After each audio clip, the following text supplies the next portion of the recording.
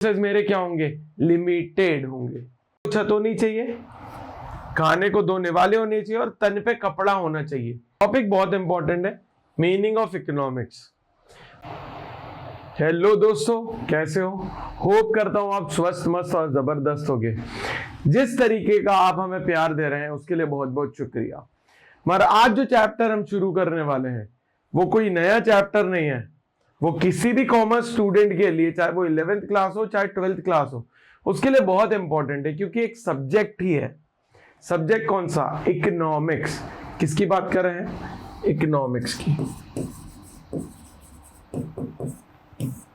देखो ये बहुत इंपॉर्टेंट है इकोनॉमिक्स किसी भी एक स्टूडेंट की लाइफ में। क्यों? क्योंकि इकोनॉमिक्स कितने तरीके की होती है?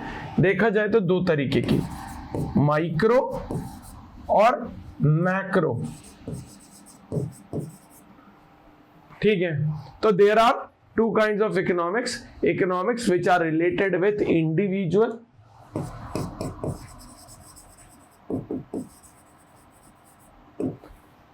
and aggregate।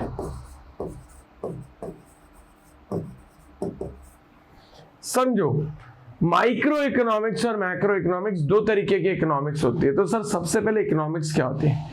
भाई एक इंसान अगर दिन भर में कुछ कमाता है, अपनी लिविंग वर्कआउट करता है, वो होती है इकोनॉमिक्स। अगर मैं मेरी लैंग्वेज में बोलूं, economics is all about money and how many behaves. कि पैसा क्या है, पैसा किस तरीके से रिएक्ट करता है डिफरेंट सिचुएशंस को, वो सारी की सारी चीजें आपको किस में पढ़ाई जाती है? इकोनॉमिक्स में पढ़ाई जाती है। ठीक है, माइक्रो क्या है, मैक्रो क्या है, ये तो चैप्टर में आगे समझेंगे, मगर सबसे इंपॉर्टेंट यही है। तो इकोनॉमिक्स क्या हो गया? All around study of money and money behaviour. How does money behaves in different situations. चलते हैं चैप्टर के अंदर। ये तो मैंने लर्निंग ऑब्जेक्टिव बनाया कि इस पर्टिकुलर चैप्टर के अंदर हम कौन कौन से टॉपिक कवर कर रहे हैं।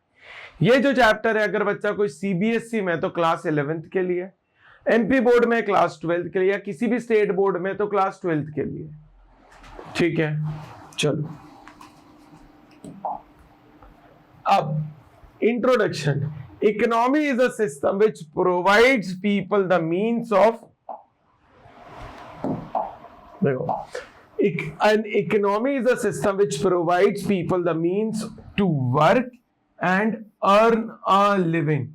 इकोनॉमी होती क्या है? एक ऐसी जगह जहां पे इंसान जाके कुछ ना कुछ कमाता है और अपने घर बसर को पूरी तरीके से वर्कआउट करता है। ठीक है, ये होती है economics.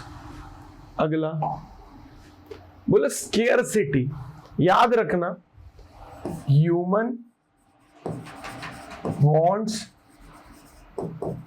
are unlimited but to fulfill resources are limited। देखो बोला, इंसानों की सीमाएं नहीं है, किसी भी चीज को पाने की कोई सीमाएं नहीं है, मगर उनको जो लगता है, जो रिसोर्सेज लगते हैं, वो लिमिटेड है। तो यहां इस वर्ड को यूज किया जाता है जिसको बोलते हैं स्केर्सिटी। क्या बोला जाता है? Scarcity. Scarcity refers to the limitation of supply in relation to demand of a commodity. मतलब बोला, आपने जिस पर्टिकुलर चीज की डिमांड करी है, मांग करी है, क्या वो फुलफिल हो पा रही है? बोलते हैं नहीं हो पा रही। तो हर चीज की क्या है? Scarcity, limitations. अगर मैं सीधी सिंपल भाषा में बात करूं, अगर आज मुझको जी वैगन खरीदनी है, ठीक है, या G63 खरीदनी है, क्या मेरे पास पैसा है? मेरी वॉन्ट्स तो अनलिमिटेड होगी, मगर उसको सेटिस्फाई करने के लिए रिसोर्सेज मेरे क्या होंगे? लिमिटेड होंगे। क्लियर है? ये होती है स्केर्सिटी, किसी भी चीज की कमी। जब आप किसी चीज की डिमांड करो और उसको फुलफिल करने के लिए आपके पास रिसोर्सेज नहीं हो, उसको बोलते हैं स्केर्सिटी, किसी भी चीज की कमी। अब देखते हैं आगे। बोला है economic problem is a problem of choice involving satisfaction of unlimited wants out of the limited resources having alternative use. समझो भाई क्या है, आज ये हमारा प्यारा भारत है, ठीक है ना। अब हर इंसान की परेशानी रोटी कपड़ा मकान ही है कि भाई रहने को छत होनी चाहिए, खाने को 2 निवाले होने चाहिए और तन पे कपड़ा होना चाहिए। ये बेसिक नीड है, मगर हर किसी की नीड समय के हिसाब से बदलती रहती है। अब देखो सबसे बड़ी इंपॉर्टेंट चीज इस पिक्चर के अंदर है वो ये, और दूसरा ये, पहला पैसा, दूसरा खाना। अब मुझको बताओ, हर एक चीज का एक ऑल्टरनेटिव यूज होता है। इकोनॉमिक प्रॉब्लम क्या बोलती है? ह्यूमन वांट्स अनलिमिटेड होते हैं पर उसको फुलफिल करने के रिसोर्सेज लिमिटेड होते हैं, और हर रिसोर्स का एक ऑल्टरनेटिव यूज होता है। अब जैसे एक किसान, ठीक है, फसल उगाता है, वो फसल अगर डायरेक्ट वो एंड कस्टमर को बेच रहा है तो वो फाइनल हुआ, मगर वहीं किसी प्रोसेसर या मैन्युफैक्चरिंग को बेचता है तो वो एक रॉ मटेरियल हो जाता है। Alternative use. भाई अगर मैं दूध की बात करूं, अगर एक दूध का पैकेट, हमारे यहां सांची चलता है, दूध का पैकेट मेरे घर आ रहा है तो वह एंड कस्टमर है, वहीं वो दूध का पैकेट किसी मिठाई बनाने वाले के पास जा रहा है तो वो क्या है? ऑल्टरनेटिव यूज उस चीज का। क्लियर है? आगे देखते हैं। बोला reasons for economic problem, scarcity of resources, unlimited human wants और ऑल्टरनेटिव यूज। समझो भाई बहुत इंपॉर्टेंट है ये। पहला बोला स्केर्सिटी ऑफ रिसोर्सेज, आपके पास रिसोर्सेज कभी भी होंगे नहीं, जितने होंगे वो हमेशा आपको कम ही लगेंगे। पहली चीज याद रखना, किसी भी इकोनॉमी में 100% रिसोर्सेज अवेलेबल नहीं होते, किसी ना किसी जगह में किसी ना किसी चीज की स्केर्सिटी या लिमिटेशंस होती है। आज दुबई के पास अथाह पैसा है मगर उसके पास मैन पावर की कमी है, हुआ ना स्केर्सिटी। भाई दुनिया की सबसे रिच इकोनॉमीज में माना जाता है, मगर आज भी उसके पास मैन पावर की क्या है? कमी है, तो उसके लिए वो क्या हो गया? स्केर्स हो गया। अगला अनलिमिटेड ह्यूमन वांट्स। भाई इंसानों की इच्छाओं की कोई सीमा नहीं होती, there is no limitations. I can think whatever I want to think, there is no limitations. मैं कुछ भी चाहूं, कुछ भी पाने की कोशिश करूं, उसकी कोई लिमिटेशंस नहीं है। आज मैं चलाता हूं होंडा अमेज, गाड़ी बहुत अच्छी है, कोई परेशानी नहीं, मगर मैं सोचता हूं मेरे को थार लेनी है, कल को थार अचीव कर लूंगा, फिर मैं सोचूंगा मुझको मर्सिडीज लेनी है, मर्सिडीज ले लूंगा, फिर सोचूंगा मेरे को G63 लेनी है, AMG लेनी है, GLS लेना है, GLC लेना है, या BMW की कोई C क्लास, S क्लास, जो भी क्लासेस आती हैं वो लेना है। क्यों? क्योंकि मेरी वांट्स क्या है? अनलिमिटेड। क्या मैं ले सकता हूं? मगर नहीं, पैसा ही नहीं है ना। ठीक है, अगला ऑल्टरनेटिव यूज। अभी ही बताया मैंने आपको ऑल्टरनेटिव यूज क्या होता है। क्लियर है? आगे देखते हैं। टॉपिक बहुत इंपॉर्टेंट है, मीनिंग ऑफ इकोनॉमिक्स। बोला economics is a social science which studies the way society chooses the use of limited resources which have alternative use to produce goods and services to distribute them among different group। देखो भाई याद रखना, मैंने आपको बताया economics is all around the study of money and how many behave. यहां पे भी बात आ रही है किसकी? सोशल साइंस की। बोलते किस तरीके से आप की चीजें उगाओगे, बनाओगे, किस तरीके से आप डिस्ट्रीब्यूट करोगे और इनकम जनरेट करोगे। At the end of the day खेल किसका है? पैसे का। क्लियर? मैं यही चीज बोल रहा हूं, economics is the study of money and how many behave in different situations.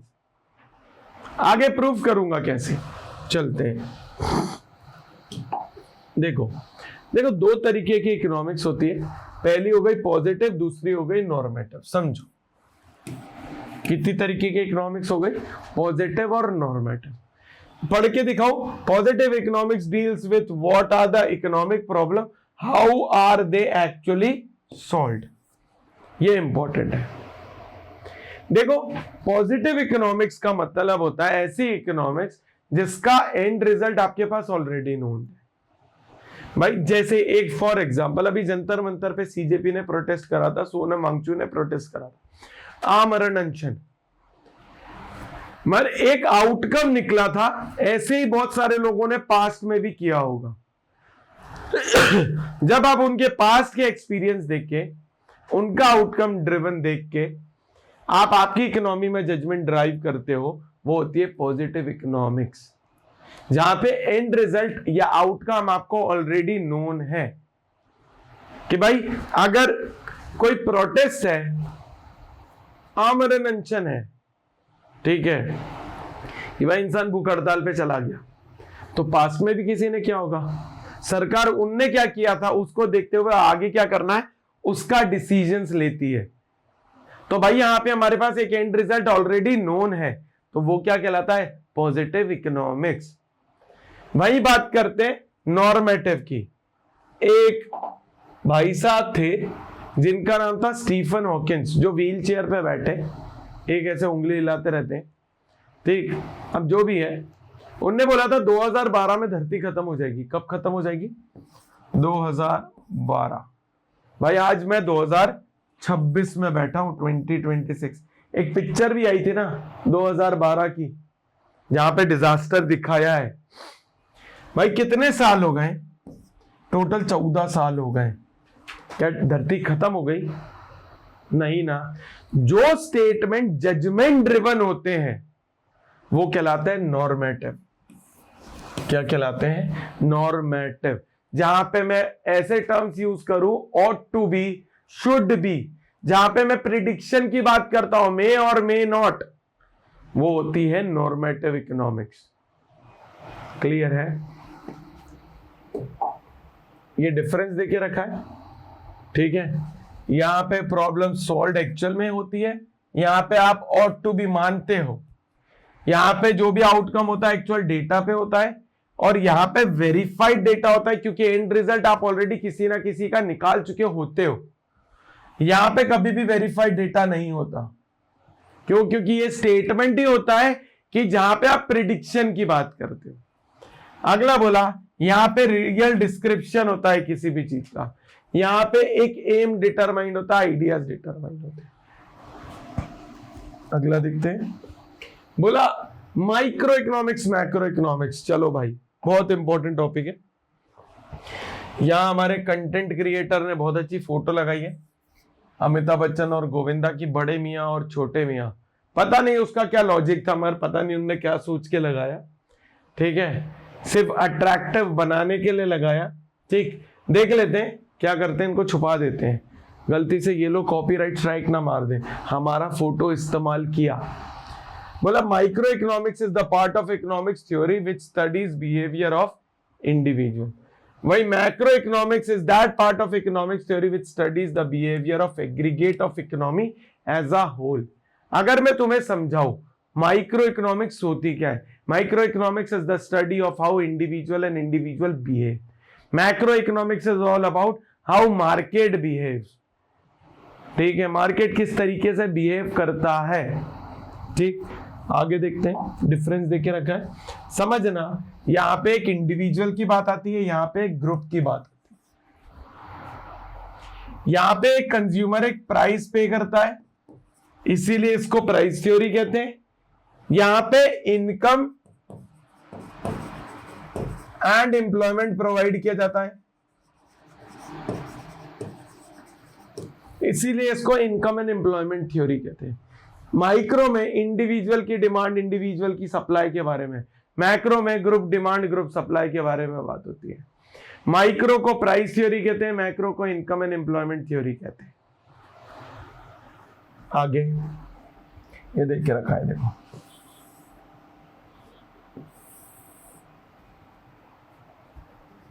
चलते हैं। अब सेंट्रल इकोनॉमिक प्रॉब्लम बहुत इंपॉर्टेंट टॉपिक है। तीन होते हैं, what to produce, how to produce, for whom to produce.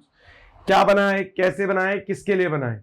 ये तीनों चीजें किसका पार्ट होती है, सेंट्रल इकोनॉमिक प्रॉब्लम का पार्ट होती है। किसका पार्ट होती है, सेंट्रल इकोनॉमिक।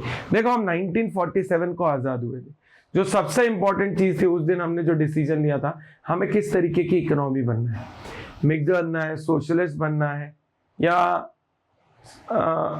कौन सी होती है प्राइवेट इकोनॉमी, मतलब कैपिटलिस्ट मिक्स्ड और सोशलिस्ट, सॉरी भूल गया था, कैपिटलिस्ट इकोनॉमी बनना है, मिक्स्ड इकोनॉमी बनना है, सोशलिस्ट बनना है। तो हमने बोला मिक्स्ड इकोनॉमी बनी। अब बनेंगे तो सबसे पहले हमने क्या डिसाइड करना है, हमें सेल्फ रिलायंट बनना है, सेल्फ गवर्न बनना है, हम किसी के इंपोर्ट के ऊपर डिपेंड नहीं रहेंगे। सबसे पहली चीज आती है व्हाट टू प्रोड्यूस, क्या बनाए। तो बनाने के लिए आपको इंडस्ट्री की जरूरत पड़ेगी। कोई प्रोडक्ट, मान लो मैंने ये बोला ये स्टाइलस बनाते हैं, चलो करते हैं चाइना से कंपटीशन, बनाते हैं टॉप नॉच स्टाइलस, कि चाइना भी हमसे स्टाइलस खरीदे, वो हो गया व्हाट टू प्रोड्यूस। अगला होता है हाउ टू प्रोड्यूस, कैसे बनाए। तो यार दो टेक्निक आती है, पहला होता है लेबर इंटेंसिव, दूसरा होता है कैपिटल इंटेंसिव।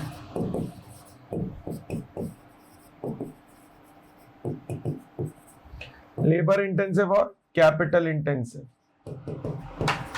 दो तरीके की होती है। लेबर इंटेंसिव मतलब जहां प्रोडक्ट लेबर के थ्रू बनेगा, कैपिटल इंटेंसिव जहां मशीनरी के थ्रू बनेगा। आपने ये भी डिसाइड किया। अब भाई आपका स्टाइलस खरीदने वाला कस्टमर कौन सा है, रिच है, पुअर है, लोअर क्लास है, मिडिल क्लास है, अपर मिडिल क्लास है, या जो भी हो सकता है, बिलियनर मिलियन। तो आपने आपके टारगेटेड कस्टमर देखे, वो होता है फॉर whom टू प्रोड्यूस, किसके लिए आप बना रहे हो। क्लियर होगा। ये रहा what to produce, the problem involves selections of goods and services to be produced and the quantity to be produced by each selected commodity। मतलब वही ना, हर चीज कितनी बनाना है, क्या बनाना है, ठीक। अगला how to produce, selection of technique to be used in production of goods and services। बताया ना मैंने, लेबर और कैपिटल इंटेंसिव। क्लियर है। अगला फॉर whom टू प्रोड्यूस, आपके टारगेटेड कस्टमर कौन है, जिसको ध्यान में रखते हुए आप एक प्रोडक्ट बना रहे हो। अब बहुत इंपॉर्टेंट है opportunity cost, next best alternative.